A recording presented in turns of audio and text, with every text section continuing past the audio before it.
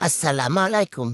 তেল দিয়ে, পেঁয়াজ দিয়ে, সুন্দর করে একটু নাড়াচাড়া দিয়ে, লবণ দিয়ে, তারপর হলো লবণ দিচ্ছি। লবণ দেওয়ার পর দেখা যাইতেছে যে আমি ভুলে গেছিলাম অনেক কিছুই। আ টমেটো, কাঁচামরিচ দিতে একসাথে। টমেটো, কাঁচামরিচটা দিয়ে একটু নাড়াচাড়া করে দিয়ে আদা বাটা দিলাম। আদা বাটা আর রসুন বাটা, পেঁয়াজ বাটা একসাথে আমি পেস্ট করি। এটা একত্রে দিয়ে দেই। আলাদা ভাবে কোনো কিছুই করি না। তারপর আপনার মরিচ গুঁড়া, হলুদ গুঁড়া, ধনিয়ার গুঁড়া সবকিছু দিয়ে নাড়াচাড়া করে নিব।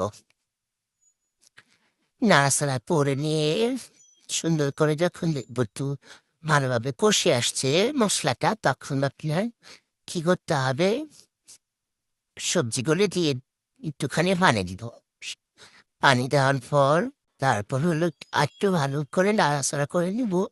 যখন দেখব হয়ে আসছে তখন সবজিগুলো এখানে বাঁধাকপি, আলু আর ফুলকপি একটু দিয়ে এটা একসাথে একটা ভাজ করে নিতেছি।